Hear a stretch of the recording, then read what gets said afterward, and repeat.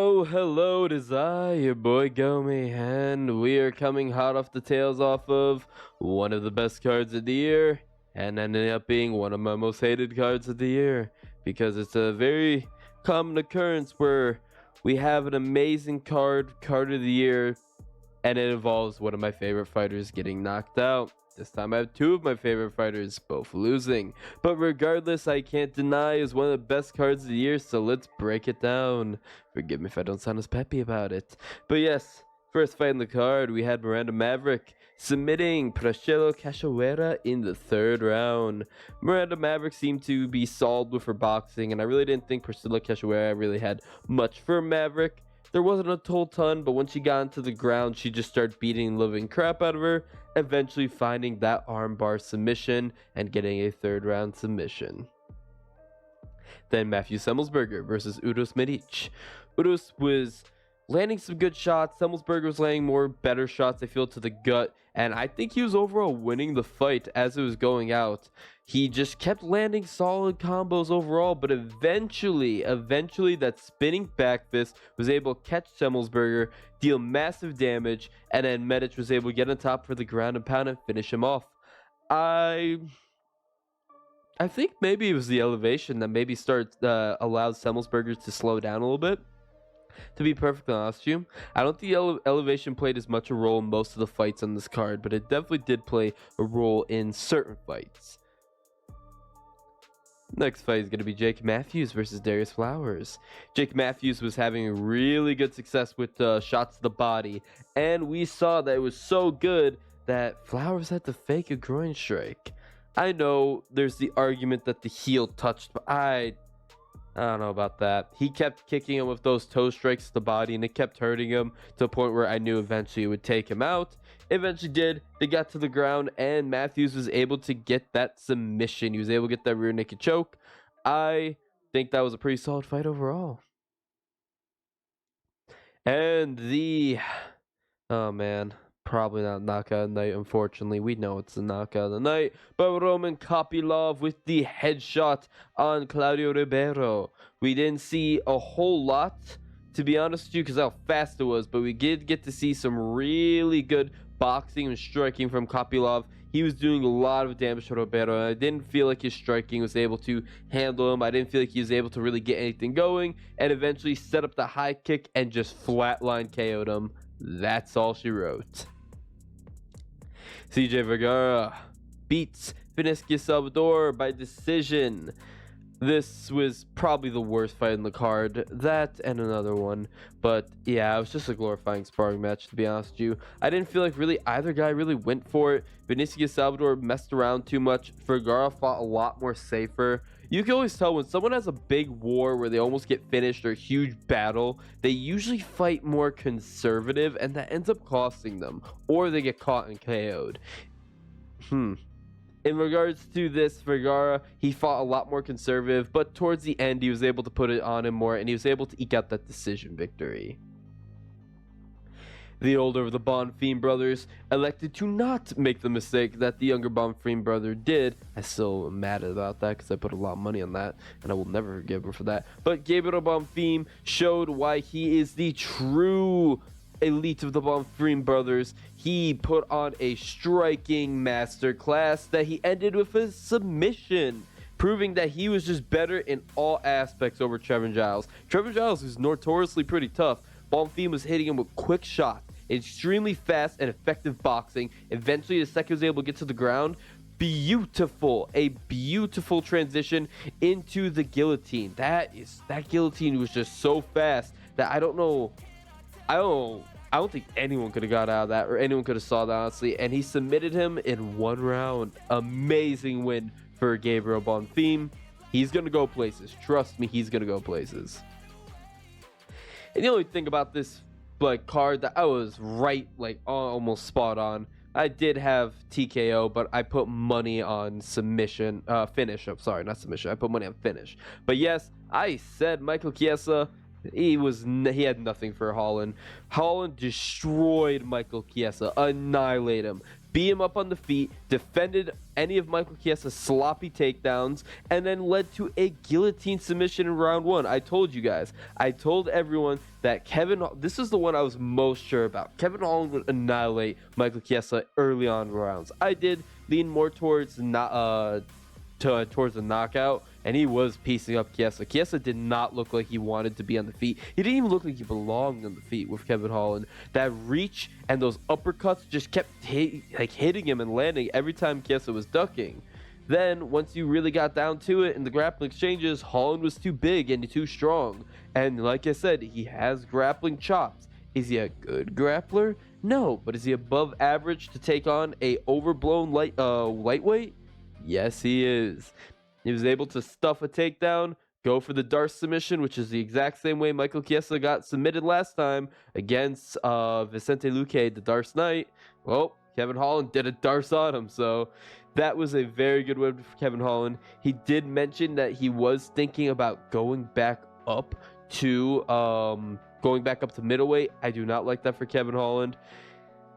Oh, maybe. I don't know. There's less grapplers at middleweight nowadays, but he's still, I don't know. I like him at welterweight, and he just got ranked.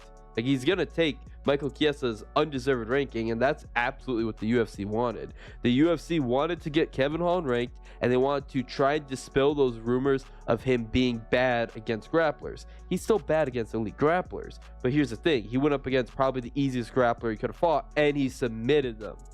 So you know they're going to push Kevin Holland hard now. They're really going to be pushing Kevin Holland. This was sad. Tony Ferguson, a legend in the sport, picks up his 6th loss versus Bobby Green via submission in the last 6 seconds of round 3. Yes, Tony Ferguson didn't look good. He didn't look good. He put on a show. He did drop Green early on the round, but it seemed like he gassed. I don't know if he gassed because Tony Ferguson has a legendary gas tank, but it seems like he gassed or Green just kept doing more damage to him. Green's boxing and counter strikes were just so much more efficient. He was just so better everywhere. He was able to get Tony on the ground with some failed Imanari rolls. They just were not explosive. He just didn't have the explosion or energy, and Green was just able to beat him up. Round 2 was notoriously bad with 57 strikes to 23, then 48 to 24 in round 3. He just pieced him up. He just did so much damage to Tony, and he needs to hang it up. I really feel that Tony's gonna get cut from the UFC, to be perfectly honest with you. I think that's it for Tony. It's never gonna be Tony time ever again. He's not gonna retire. He would have retired in the cage. He would have took his gloves off. He's not doing it. So Tony Ferguson's gonna get cut from the UFC. There's nobody else he could beat. Bobby Green is the lowest level fighter that he could fight in the lightweight division, other than debut fighters. Debut fighters are complete and total cans, but what cans are you gonna put there? It's just, oh man. It was an exciting fight, but a loss for Tony. This is going to be quick. Derek Lewis knocked out Marcos Rogerio de Lima. I lean towards de Lima, but ultimately with my best bet for prediction video and what I actually put my money on, I just put under 1.5 rounds. I knew damn well someone was going to go out, and I had a feeling that Lewis would do something. I had a feeling, there's always that thing. Marcos Rogerio de Lima is not this elite level fighter like we were thinking he is. Like Sergey Spivak, Tai Tuivasa, Sergey Pavlovich, those are elite level fighters. Marcos Rogerio de Lima, I think he had the potential to beat Lewis, but just that flying knee, insane flying knee, take him out. And the best part of the whole card, in my opinion, I know a lot of people really like the main event, and they really like the Bonfim, they like the knockouts of Kopylov, but my highlight of the card, because I didn't see my second favorite fighter getting knocked out, was Derek Lewis taking his pants off and parading them around the octagon. That was hilarious. God, Derek Lewis, I'm so off and on about him, but he never lets me down in terms of who I bet on. That's something I'll tell you right now. I bet him to lose, he loses. I bet him to win or go underneath a round, he wins. So thank you, Lewis. Thank you for providing me some of the only happiness on this card. Next fight was a stinker. Jan Blachowicz loses to a decision, split decision to Alex Pereira. Now, I'm a Jan fan. I wanted him to win. I think the fight could have gone either way, but I still think Pereira won. Mainly because Jan won round 1 decisively via grappling. Rounds 2 and 3, it was really close, but Pereira ultimately had a little bit more strikes. It was not a very exciting fight, and I feel that's actually because of the elevation. A lot of people want to blame Jan for how he handled the fight. He almost submitted him round 1.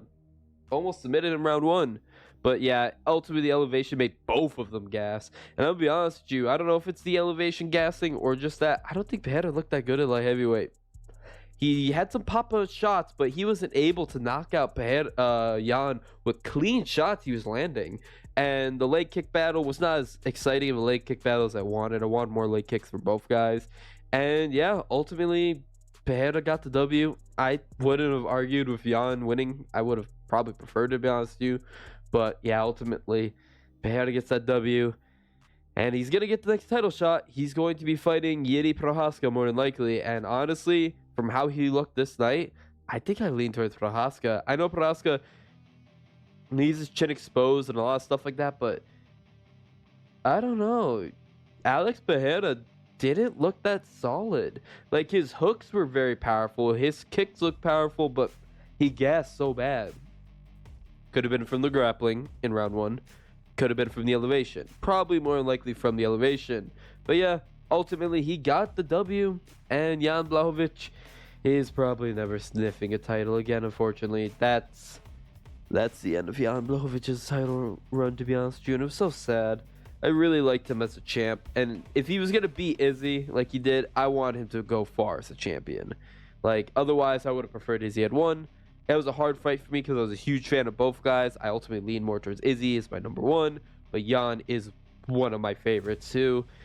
And it sucked to see him lose to a guy who's also knocked out my favorite fighter. But yes, speaking of my favorite fighters getting knocked out, I want to die. I am morbidly depressed because Justin Gaethje knocked out Dustin Poirier. It's not as bad because I'm a huge fan of Justin Gaethje as well too, and I've rooted for Gaethje in almost all of his fights. So I'm not depressed about it, but I think actually I would be less depressed if it was a decision. But instead, he flatline KO'd Dustin Poirier in the second round. Dustin Poirier was much more effective with the boxing overall, and to be honest with you, I know he got knocked out, he lost. I think he looked like the better fighter overall. But really what it was is patient Gaethje. Gaethje is a sniper, and he's become much more of a sniper. He picks his shot a lot better. Dustin was definitely piecing him up on the feet, having a very high accuracy of his significant strikes. But Justin was slightly more accurate, and of all people, Dustin was actually catching Gaethje with those kicks. He was catching him with that head kick quite a bit, towards the point where my friend, whose favorite fighter is Justin Gaethje, was saying, "Oh God, Gaethje's gonna get knocked out with that head kick." He was saying that the whole fight. But what happened? Justin Gaethje knocked him out with a head kick. Went stiff too. That's bad. That's really bad, unfortunately. I'm thinking about it. I would have much really preferred these guys go to a decision and one guy won, preferably Dustin. But if Justin had won, I would have preferred decision, because that bodes the end of Dustin Poirier's career, I feel. I don't know. Like, 34 years of age, brutally knocked out, and that was his last shot for a title, honestly. He couldn't even win the BMF title. I think it's over. I don't like that. That makes me sad, but if anyone deserves to be the BMF, it is Justin the Highlight Gaethje. He is a true BMF. I want to establish that as well, too. I may be sad, I may be depressed, but Justin Gaethje is still a great fighter, one of my favorite fighters. And he's a BMF. Absolutely. He puts on exciting shows from start to finish. He gets nothing but performance bonuses. He's been improving. He's been greatly improving. It's just, I don't think he's going to go far enough to be champ. I don't think either of these guys are, but I still think he loses Charles Oliveira. I still think he loses to him. I still think he loses to it. Well, not still, but I think he loses to Islam Makhachev. So regardless, what is next? As much as I do want a trilogy and could see think a trilogy makes somewhat sense, it makes more sense for Justin Gaethje to go on and fight for the title. fight the winner of Islam versus Ribeiro, which I think is going to be Islam, and it'll be a fresh matchup for Islam. Get Volkanovski out that title picture, to be honest with you, because I don't want that. I don't really care much for that right now, because I just want to see Gaethje get in there. Dustin, if he's not retiring, because I listened to his post-fight interview, and he doesn't want to fight up-and-comers. He only wants money fights. Conor's not going to fight him. Conor wants Gaethje, and Gaethje's curbing that, as he should. And Conor should not fight for the BMF belt. That is not a BMF since he's ducking Chandler. Gaethje's BMF. I think Dustin... I don't know, man. I like Beneil Dariush. I don't think he'd take the fight, but I think he should fight him. I don't know. I mainly just want... I would like a retirement fight for Dustin with Gaethje as a trilogy fight. I think that'd be a really fun final fight, but I acknowledge Gaethje's going to be going onwards to that title shot, and if Gaethje loses again in the title shot, I think he's hanging up. But if Gaethje were to lose his title shot, Dustin were to sit around for a bit, make a retirement fight for the both of them, run it back for the BMF belt, maybe as a trilogy fight. But as it stands right now, Justin Gaethje is your winner by TKO. He is the BMF champion. Justin the Highlight Gaethje. Boom, headshot dead in Salt Lake City once again, as he stands next to the guy who got headshotted a year ago. But yes, overall, how was the card? I think it was an excellent card from top to bottom. Just nothing but exciting fights, except for the co-main event and also this Vergara fight. That was just such a good card from start to finish. And if Dustin get brutally knocked out, it would be one of my favorite cards of all time. Again, 281 is a card that I would love to be my favorite card of all time. I would love to get a poster. I'd love to put on my wall. Same thing with this. If it wasn't for my favorite fighters, my number 1 and my number 2 getting knocked out in the freaking main event, it pisses me off so much. But if anyone were to knock out my second favorite fighter, I'd like it to be Justin Gaethje. Meanwhile, I was really upset the Pereira knocked out Izzy. I'm not a fair fan. But oh well, that is UFC 291. To conclude, was this card trash? No. Was this card as good as 291? I think it was on the same level. Which one do I like better? Or was it on the same level as 290?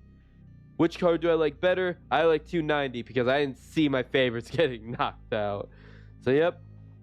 Let me know what you think in the comment sections below. Let me know what you think is next for our BMF champion and the loser. This has been your boy Gomi. Bye-bye.